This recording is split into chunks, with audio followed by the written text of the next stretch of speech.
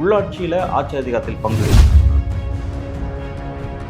Numbers increase பண்ணுறது அப்படிங்கிறது மிகப்பெரிய சிக்கல். சொல்கிறவங்க வந்து வெளிப்படையாக வந்து நாங்கள் 70 வேணும் அப்படின்னு 69,000 பூத் ஏஜென்ட்ஸ் இருக்காங்க எங்களுக்கு. அந்தளவுக்கு நாங்கள் வந்து ரொம்ப ஸ்ட்ராங்காக இருக்கோம். பெரிய அளவில் சர்ச்சை ஆயிடுச்சு. பாஜகலாம் போட்டு ட்ரோல் பண்ணிட்டாங்க. இங்கே தமிழ்நாட்டில் வந்து யூத் காங்கிரஸ் ஸ்ட்ராங்காக இல்லை. விஜயை பற்றி நீங்கள் எப்படி மதிப்பிடுறீங்க? டிவி கிட்ட இருந்து எங்களுக்கு அழைப்பு வந்துச்சுன்னு ஓப்பனாக சொல்கிறாரு. டிஎம்கேவையும் டிவிக்கையும் ஒரே தராசத்தில் பார்க்குறாங்கிறது தெரியல. 2026 விஜய் ஸ்டைலில் சொல்கிறதா இது உண்மையிலே ஒரு விசித்திரமான எலெக்ஷன் தான். தொடர்ந்து அரசியல் படிப்போம், பேசுவோம், விவாதிப்போம். மறக்காமல் நம்ம சேனல் நியூஸ் ஃபோக்கஸ் தமிழை சப்ஸ்கிரைப் பண்ணி இணைந்திருங்கள்.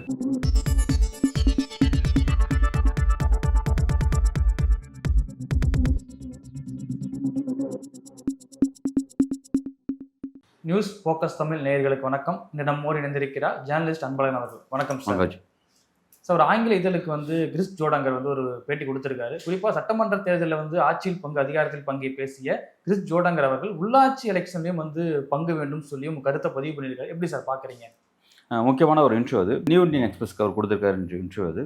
அதில் என்னென்னா பல விஷயத்தை அவர் ஓப்பனாக சொல்லிட்டாங்க. அதாவது காங்கிரஸோட இன்ட்ரெஸ்ட் என்ன, காங்கிரஸோட நகர்வுகள் என்ன அப்படிங்கிறத அங்கே ஓப்பனாக சொல்லியிருக்காங்க. நீங்கள் சொன்ன மாதிரி வந்து அந்த ஆட்சி அதிகாரத்தில் பங்கு அப்படிங்கிறது வந்து சட்டமன்றத்தில் அப்படிங்கிற விஷயத்தை கைவிட்டுறதா. ஏன்னா இப்போ வந்து ரீசெண்டாக வந்து வேணுகோபால் வந்து ஸ்டாலினை மீட் பண்ணி பேசினார். அப்போ அந்த விஷயத்தை விட்டுட்டாங்க. இப்போ என்ன சொல்கிறாங்க அப்படின்னா உள்ளாட்சியில் ஆட்சி அதிகாரத்தில் பங்கு அப்படிங்கிற ஒரு விஷயத்தை வந்து மென்ஷன் பண்ணுறாங்க. அது ஆக்சுவலாக அது அந்த டைமில் சொல்லக்கூடாது. அது வந்து ரிசர்வேஷன் பேசலாம். உள்ளாட்சியில் எங்களுக்கு இத்தனை % ரிசர்வேஷன் அப்படிங்கிற மாதிரி பேசலாம்.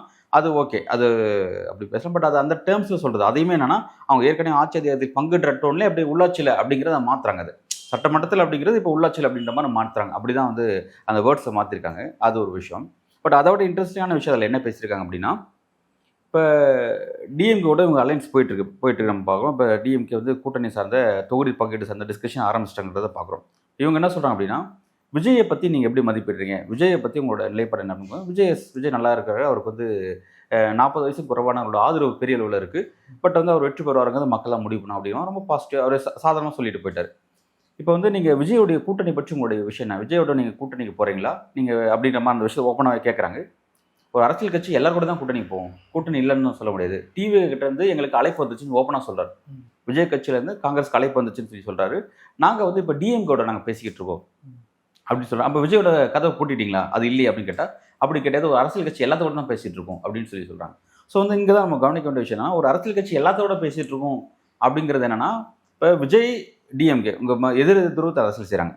டிஎம்கே எதிர்த்து விஜய் அரசியல், விஜய் எதிர்த்து டிஎம்கே. இன்னும் விஜய் டிஎம்கே எதிர்க்கல, அவங்க ஒரு இதில் போயிட்டுருக்காங்க. பட் விஜயோட அரசியலுங்கிறது அவர் டிஎம்கே எதிர்த்து தன்னை நிறுவுறாரு பார்க்குறோம். பட் வந்து இப்போ எப்படின்னா, நாங்கள் இவங்ககிட்டையும் பேசுகிறோம் அவங்ககிட்டையும் பேசுகிறோம் அப்படின்ற அந்த டோன் இருக்குது பார்த்தீங்களா. இது வந்து வழக்கமாக யார் தமிழ்நாட்டில் அப்படின்னு நம்ம பார்த்தோன்னா பாமக நிலைப்பாடு இருக்கும். 2 பேர்ட்டையும் பேசுவோம் அப்படிவாங்க, 2 திராவிட கட்சிகளோடையும் பேசுவோம் அப்படிம்பாங்க.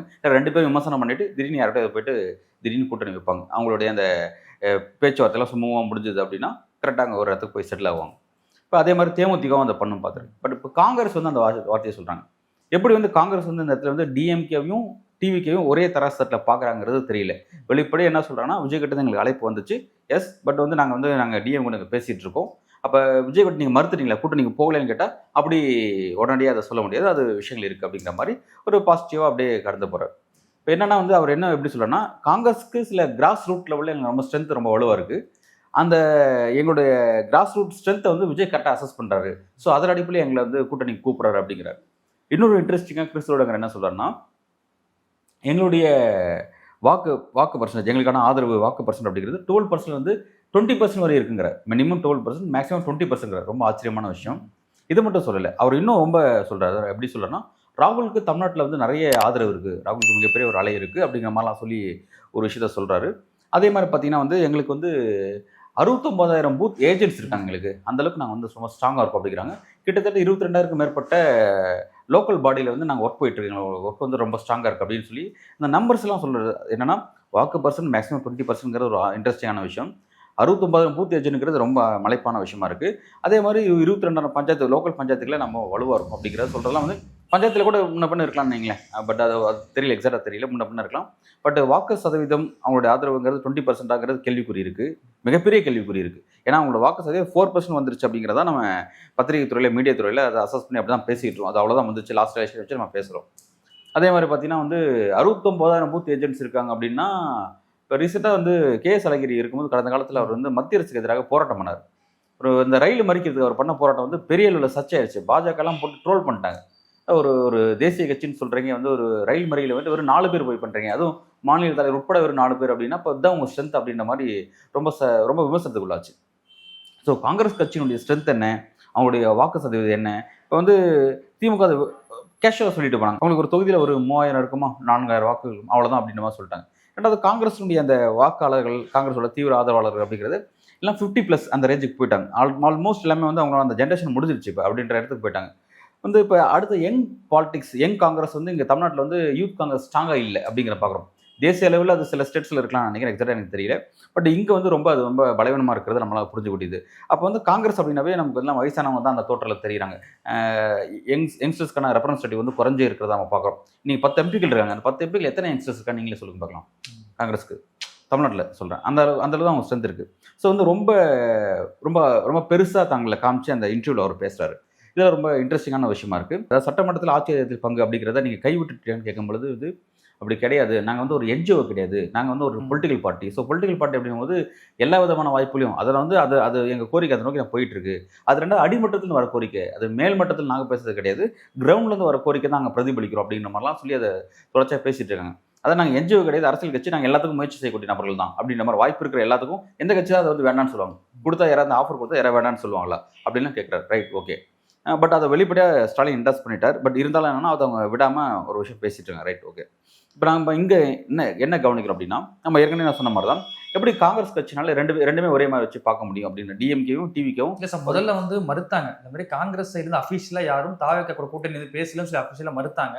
ஆனால் இன்னைக்கு வந்து 2ஆம் மட்ட தலைமையில் தான் பேசிட்டு இருக்குன்னு சொல்லி அவங்க சொன்னாங்க. மேல்மட்ட தலைமை பேசலங்கிறத கருத்து. ஆனால் இன்னைக்கு ஓப்பனாக ஒத்துக்கிறாருல்ல, நாங்கள் நிறைய பேசுறது அப்படிங்கிறத ஓப்பனாக டிக்ளேர் பண்ணுறது காங்கிரஸ் செயல்பட எப்படி சார் பார்க்குறீங்க? இல்லை, அது வந்து ரொம்ப அதை தான் கவனிக்கணும். இப்போ அதை தான் பேசணும். இப்போ என்னன்னா, இப்போ அதை இன்னொரு விஷயத்த அங்கே கேள்வி கேட்குறாங்க. இன்னும் வந்து உங்களோட ஷீட் சரிக்கு சம்மந்தமாக பேச்சுவார்த்தை ஆரம்பிக்கலையா அப்படின்னு கேட்கும்போது, ஆமாம் ஆரம்பிக்கல அப்படின்னா அதை பற்றி எங்களுக்கு ஒரு வருத்தம் இருக்குங்கிறத சொல்கிறாங்க. அது எப்படி சொல்கிறாங்க அப்படின்னா, கிட்டத்தட்ட 75 நாட்களுக்கு முன்பே நாங்கள் குழு அமைச்சிட்டோம், பட் அது வந்து இன்னும் அவங்க பேசலை அப்படின்னு பார்க்குறோம். இப்போ டிஎம்கே அப்படின்னா எலெக்ஷன் நோட்டிஃபிகேஷன் வருவதுக்கு ஒரு வாரத்துக்கு முன்பு, ஒரு 10 நாளுக்கு முன்பு தான் வந்து ஷீட் சரிங் டிஸ்கஷன் வந்து ப்ராப்பராக ஆரம்பிப்பாங்க. அதுவும் அவங்க ஆரம்பிக்கிற பேட்டர்ன் பார்த்தீங்கன்னா ஃபஸ்ட்டு சின்ன கட்சியில் தான் ஆரம்பிப்பாங்க. அதுக்கு வந்து எப்பயும் வந்து இந்திய யூனியன் முஸ்லீம் லீக்லேருந்து ஆரம்பிக்கிறது அவங்களோட வழக்கமாக வச்சுருக்காங்க. இப்போ அதை தான் போயிட்டுருக்கு. ஃபஸ்ட்டு நம்ம ஐயுஎம்எல் முடிச்சு அப்புறம் மற்ற சின்ன இஸ்லாமிய அமைப்புகள் கட்சி, இந்த கட்சிகள் இருக்காங்க. அப்புறம் சிபிஎம், சிபிஐ, விசிக அப்படின்னு அப்புறம் காங்கிரஸ்னு சொல்லி ஒரு பேட்டர்ன் வச்சுருக்காங்க.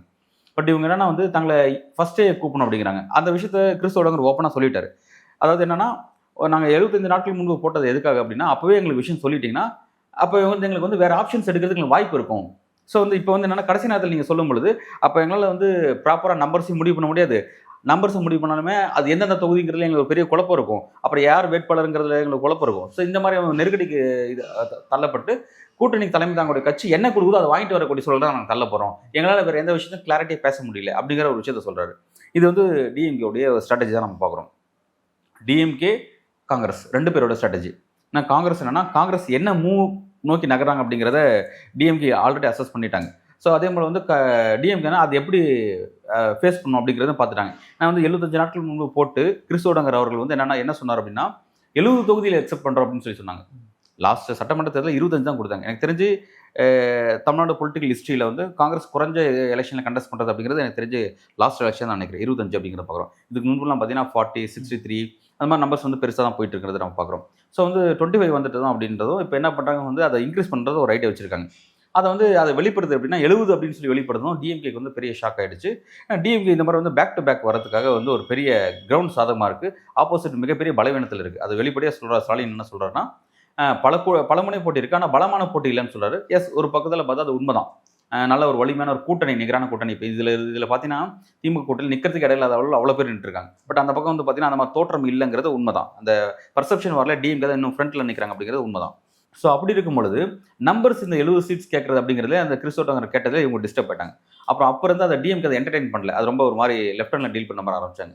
அந்த டீல் பண்ண போக்கு என்னன்னா, காங்கிரஸ்க்கு ஆல்ரெடி வந்து அந்த பெரிய அண்ணன் மனப்பான்மை இருக்கும் பார்த்தீங்களா, அந்த பெரிய அண்ணனோட மனப்பான்மை தான் வந்து பல இடங்களில் பார்த்தீங்கன்னா நம்ம மாணிக்கம் தாக்கூரா இருக்கட்டும், பிரவீன் சக்கரவர்த்தியாக இருக்கட்டும், இந்த வெளியில் வந்து ஆட்சி அதிகாரத்தில் பங்கு, நாங்கள் அதை கேட்போம், இதை கேட்போம், இவ்வளோ நம்பர்ஸ் கேட்போம் அப்படிங்கிற மாதிரிலாம் தொடர்ச்சியாக பேசி டிஸ்டர்ப் பண்ணிட்டாங்க.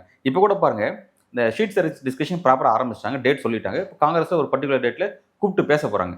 இன்னொரு விஷயம் என்னன்னா, காங்கிரஸ் அஃபிஷியலாக கூடவே இல்லை. ஆனால் கூப்பிடாம காங்கிரஸ் என்ன பண்ணாங்க, முதல்வர் ஸ்டாலினை பர்சனலாக அவரோட வீட்டில் கேசி வேணுகோபால் அவர்கள் லாஸ்ட் சண்டே மீட் பண்ணார். அங்கே ரொம்ப முக்கியமான விஷயம் நடந்திருக்கு.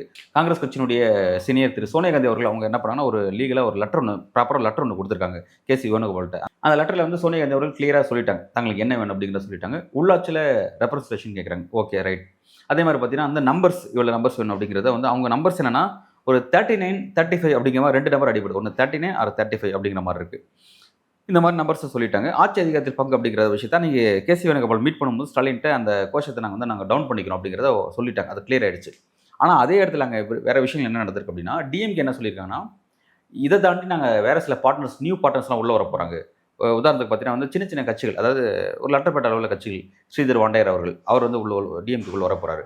அதே மாதிரி திரு கருணாஸ் இவங்க உள்ள வர போகிறாங்க. இந்த மாதிரியான நம்பர்ஸ்க்கு எல்லாருக்கும் வந்து என்னன்னா, லாஸ்ட் எலெக்ஷனில் பார்த்தீங்கன்னா 2021 டிஎம்கே மட்டும் 173 தொகுதியில் போட்டிட்டாங்க.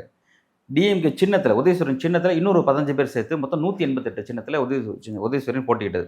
அப்போ வந்து 15 சின்ன கட்சிகள், மதிமுக, தமிழக வாழ்வுமுறை கட்சி, மனிதநேய மக்கள் கட்சி, ஐயுஎம்எல் உள்ளிட்ட இந்த மாதிரி கொங்குநாடு மக்கள் கட்சி, இவங்க எல்லாருமே வந்து உதயசூரியன் சின்னத்தில் தான் போட்டிட்டவங்க.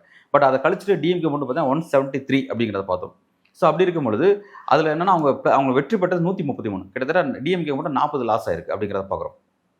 ஸோ அப்படி இருக்கும் பொழுது அந்த 40 தான் இவங்க டார்கெட் பண்ணுறதா ஓப்பனாக மாணிக்கம் தாக்கூர் சொல்லிட்டாரு. நீங்கள் லாஸ்ட் முறை தோற்றிங்கன்னா அந்த 40 தான் நாங்கள் கேட்குறோம் அப்படிங்கிற மாதிரி சொல்லிட்டாங்க. அப்போ இது வந்து இவங்களை இன்னும் டிஸ்டர்ப் பண்ணுறதா இருக்குது. ஸோ வந்து இப்போ என்னன்னா, இந்த மாதிரி புதிய கட்சியில் சேர்க்கிற ஸ்டாலின் விஷயத்தை கேசி வேணுகோபால் சொல்லிட்டாங்க. அன்றைக்கே அங்கே பேசிட்டாங்க. ஸோ நாங்கள் இதெல்லாம் நோக்கி நகர போகிறோம் அப்படிங்கிறது அந்த வட்டாரத்துலேருந்து விஷயம்லாம் கிளியர் ஆகிடுச்சு.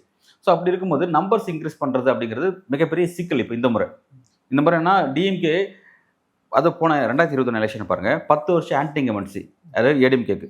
டிஎம்கே 10 வருஷம் ஆட்சியில் இல்லை, அப்போ தான் ஆட்சிக்கு வராங்க. ஆட்சிக்கு வரும்பொழுது ஒருவேளை மேபி போன எலெக்ஷனில் அவங்க வந்து ஒரு 200க்கு, அதாவது 234க்கு 200 எடுத்திருந்தாங்கன்னா, அல்லது 180, ஏன்னா அன்றைக்கி வந்து பிரசாந்த் கிஷோர், திமுக தேர்தல் உறுப்பினர் வந்து பிரசாந்த் கிஷோர்னு சொன்னால் மிகப்பெரிய ஸ்வீப் நடக்க போகுது, 180 ப்ளஸ்ன்னு சொல்லிட்டு இருந்தார்.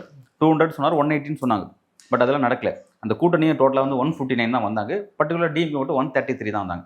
அதை பார்த்தா ஒரு பெரிய விஷயம்லாம் இல்லை. ரெண்டாவது பார்த்தீங்கன்னா, டிஎம்கே வந்து 10 வருஷம் ஆன்டி இன்கம்பன்சிக்கு அப்புறம் 66 சீட்ஸ் பெறுவதுங்கிறது அவங்க பர்ஃபார்மன்ஸ் பெட்டர் அப்படின்னு தான் சொல்ல முடியும்.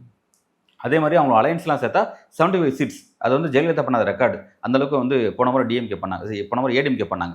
ஸோ வந்து இதில் இன்னொரு விஷயம் என்னன்னா, போன முறை டிடிவி தினகரன் அவங்களுக்கு எதிராக ஒர்க் பண்ணார். அதனால கிட்டத்தட்ட 20 தொகுதியில் அவங்க தோத்தாங்க. அதிமுக 20 தொகுதியில் தோத்தாங்க. அது அப்படிங்கிறது கவனிக்க. மக்களவையில் சொல்றீங்களா சார்? நான் வந்து சட்டமன்ற தேர்தல் 2021 சட்டமன்ற தேர்தல் குறிப்பிட்டு சொல்றேன். ஸோ அப்படி அமைஞ்சது. ஸோ அப்படி இருக்கும் பொழுது இந்த முறை டிஎம்கே என்னன்னா, 5 வருஷம் ஆன்டி இன்கம்பன்சி இந்த முறை டிஎம்கே இருக்கு. அது வந்து டிஎம்கே ஒரு மைனஸ் தான். ஸோ அப்படி இருக்கும் பொழுது டிஎம்கே கண்டஸ்டிங் தொகுதியை கொஞ்சம் கூடுதலாக இருந்தால் மட்டும்தான் அவங்களுக்கு வந்து இண்டிவிஜுவல் மெஜாரிட்டி கிடைக்கும். சப்போஸ் அவங்க கண்டஸ்டிங் தொகுதி வந்து பார்த்தீங்கன்னா, இப்போ புதிதாக வந்து தேமுதிக வந்திருக்காங்க. தேமுதிக 6 7 சொல்கிறாங்க. ரெண்டாவது இப்போ இது எல்லாருக்கும் வந்து ஒரு ராஜ்யசபா சீட்டு, சார் ராஜ்யசபா சீட்டு டிஸ்கஷன்லேயே விட்டுருவேன், அது 1 2 யார் யாருக்கு தராங்களோ அது விட்டுருக்கு. ஆனால் இப்போ தேமுதிக உள்ள வருது. அதே மாதிரி இப்போ இந்த கருணாஸ் வராரு. ரெண்டாவது போன முறை வந்து மக்கள் நீதி மையம் கட்சி வெளியில் திமுக எதிர்த்து அரசியல் செஞ்சாங்க. இப்போ இந்த முறை அவங்க உள்ளே வந்திருக்காங்க. அவங்களுக்கு 2 or 3 ஏதாவது நம்பர்ஸ் கொடுத்தாகணும். அதே மாதிரி பார்த்தீங்கன்னா, மற்ற இஸ்லாமிய அமைப்புகளும் நம்பர்ஸ்க்கு அதிகமாக கேட்டு நின்றுட்டு இருக்காங்க. ரெண்டாவது விசிகா, அவ்வளையாம் விசிகா, சிபிஎம், சிபிஐ இந்த 3 பேருமே போன முறை அவங்களோட இண்டிவிஜுவல் சின்னத்தில் நின்று பர்ஃபார்மன்ஸும் நல்லா பண்ணாங்க. அதில் என்ன பர்ஃபார்மன்ஸ் விசிகா தான் நல்லா பண்ணாங்க. 6ல் 4 வெற்றி பெற்றாங்க.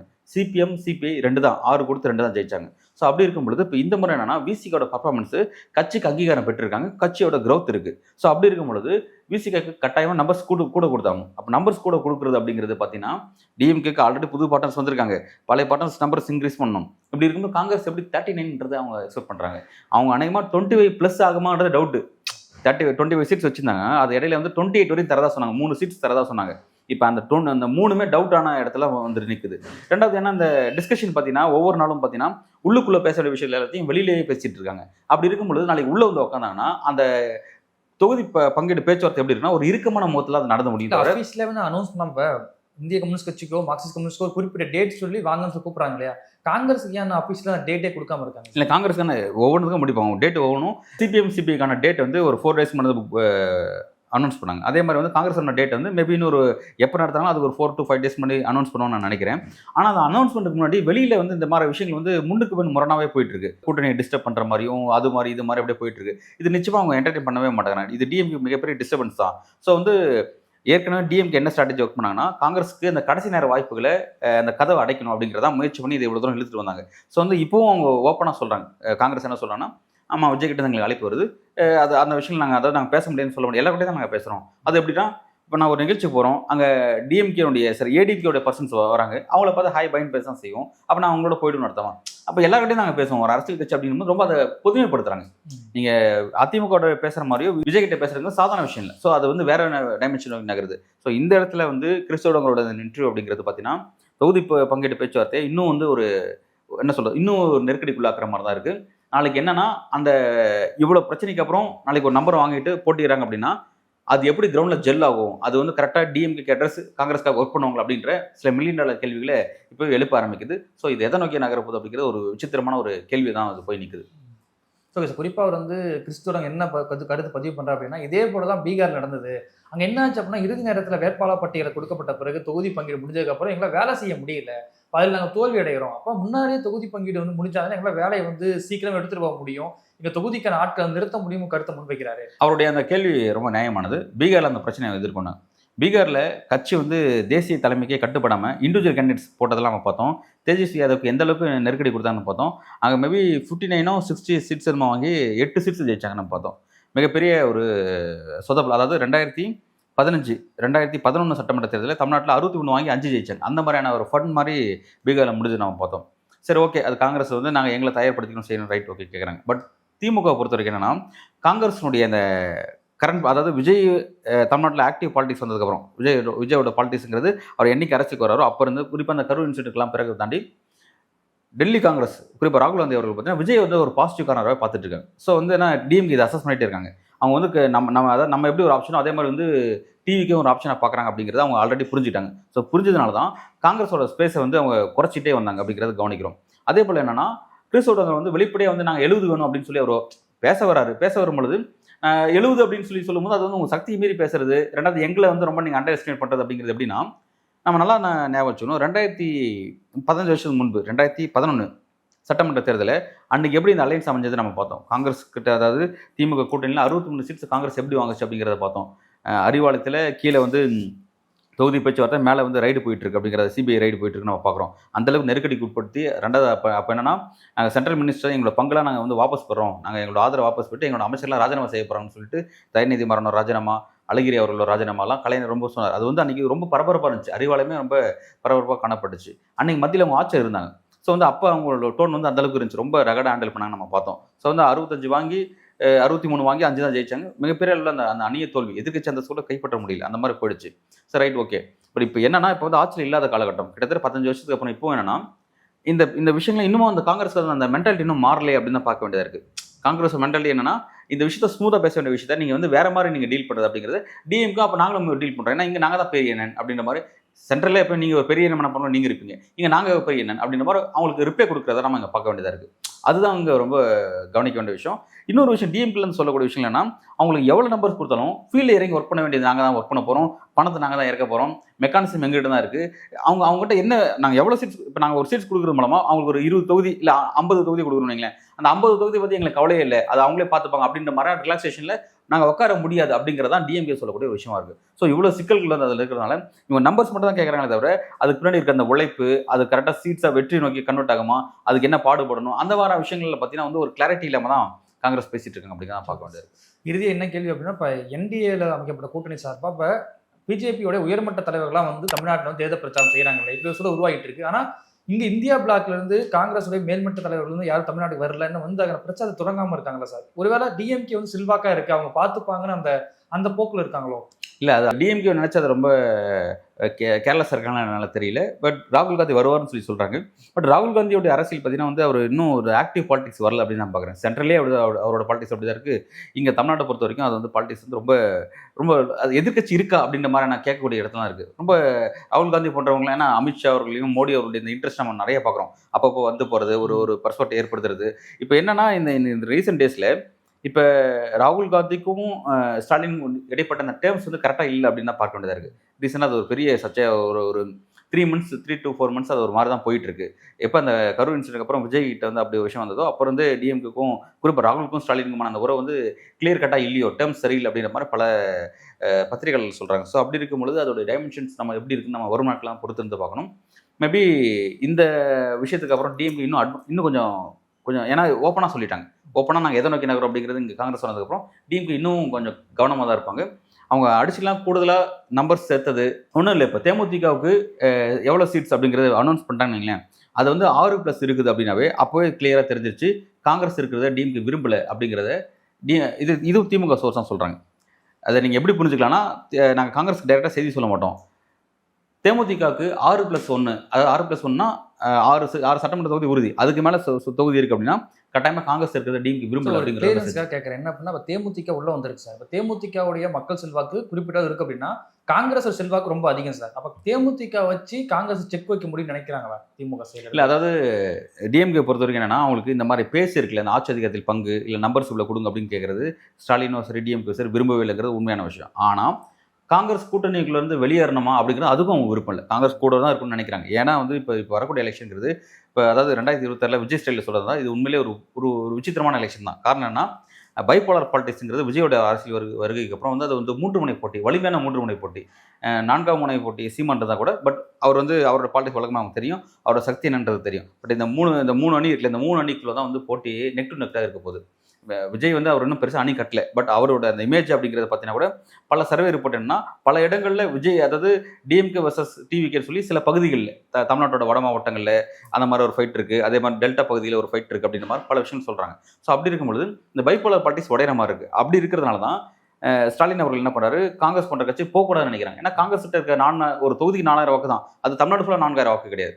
ஒரு குறிப்பிட்ட பகுதி, இப்போ கன்னியாகுமரி பகுதியில் ரொம்ப கூடுதலாக இருக்கும், தொகுதிக்கு கூடுதலாக இருக்கும். அப்புறம் அதை ஒட்டி இருக்க மற்ற மாவட்டங்கள் பார்த்தீங்கன்னா ஒரு 3000, 4000, 5000 அப்படின்ற மாதிரி இருக்கும். அந்த ஒவ்வொரு நம்பர்ஸ் ரொம்ப முக்கியமானது. ஏன்னா கடந்த சட்டமன்ற தேர்தலிலே பார்த்தீங்கன்னா திமுக அதிமுக வெற்றி பெற்ற இடத்துல 1000 வாக்குகள், 700 வாக்குகள், அதே மாதிரி 1500 வாக்குகள், அதாவது லெஸ் தென் 5000 வாக்குகளில் வெற்றி தோல்வி தீர்மானித்த தொகுதி அதிகமாக இருக்குது. அதுவே தொகுதி கிட்டத்தட்ட வந்து 20-30 தொகுதி இருக்குது. ஸோ அப்படி இருக்கும் பொழுது தேமுதிக போன்ற அந்த வெயிட்டேஜ் எல்லாம் எதனால் கிடச்சிச்சுன்னா, அவங்ககிட்ட இருக்கிறது லெஸ் தென் 0.5 இருந்தாலும் அதுவும் ஒரு அடிஷனல் ஃபேக்டராக இருக்கும். நம்ம 2வது ஆட்சி கைப்பற்றுவதற்கு ஒரு சின்ன இடத்துல நம்ம அதை எந்த ஒரு ஆப்ஷன் நம்ம விட்டுறக்கூடாது அப்படின்ற அளவில் ஸ்டாலின் கணக்கு போடுறாரு. ஆனால் அவ்வளோ கணக்கு ஒர்க் அவுட் ஆகுமா? +1+1+1+1 போகிறது எல்லாமே நம்ம ஒரு 5 1 கூட்டினா 5 வருமா அப்படிங்கிறது டவுட். ஏன்னா அது சில நேரத்தில் அரசியல் 0 ஆக வாய்ப்பு இருக்குது. அந்த மாதிரி டைமென்ஷன் போய் நகர போதா, அரித்மெட்டிக் ஒர்க் அவுட் ஆக போதா அப்படிங்கிறத நம்ம பொறுத்திருந்தால் பார்க்கணும். எப்படி மேனேஜ் பண்ண போகிறாங்க, வரும் நாட்களில் இதை எப்படி மேனேஜ் பண்ண போகிறாங்க. காங்கிரஸுக்கு இன்னும் நெருக்கடியில் முற்றுகிட்டே இருக்குது. காங்கிரஸோடைய இந்த பேச்சுவார்த்தை அப்படிங்கிறத டிஎம்கே அதை வேறு அது இன்னும் நெருக்கடி தள்ளி கொண்டு போயிட்டு இருக்காங்க. ஒருவேளை கடைசி நேரத்தில் அவங்க அந்த அலைன்ஸை உடச்சிட்டு போனால் அங்கே போகும்பொழுது அவங்க சொன்ன மாதிரி கிட்டத்தட்ட அந்த 20% சதவீதம் இருக்குன்னு சொன்னாங்களே, அந்த 20% விஜய் இருக்கிறது 30%, விஜய் சொல்கிறது 30. அப்போ ரெண்டுமே சேர்ந்து 50.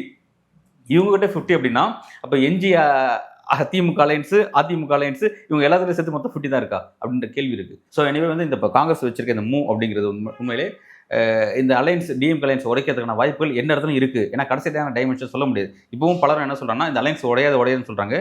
இப்போ நடக்கிற டைமென்ஷன்லாம் பார்க்கும்போது அதை நம்ம உறுதியாக சொல்ல முடியாது. கடைசி நேர திருப்பங்கள் எப்படி வேணால் இருக்கலாம் அப்படின்னு தான் பார்க்குறோம். தேமுதிகவுக்கு நம்பர்ஸ் இன்க்ரீஸ் பண்ணுறது, அதே மாதிரி வந்து புதிய இன்னும் சின்ன கட்சியில் கூட திமுக உள்ள கொண்டு வர இருக்காங்க. ஸோ அதுவும் அப்படின்றது அதெல்லாம் பார்க்கும்பொழுது நிச்சயமாக வந்து ஸ்டாலின் வேற ஒரு கணக்கு நோக்கி, அதாவது பிளான் பியை நோக்கி நகராரோ அப்படின்னு தான் பார்க்க வேண்டியதாக இருக்குது. பட் எது வந்தாலும் வரும் நாட்களில் அதோடைய டைமென்ஷன் கிளியராக தெரிஞ்சிடும் அப்படி தான் பார்க்குறேன். ஓகே, இவ்வளோ நேரம் நிகழ்வில் கலந்து கொண்டு பல்வேறு கருத்துக்களை பயந்தமைக்கு நன்றி சார். நன்றி.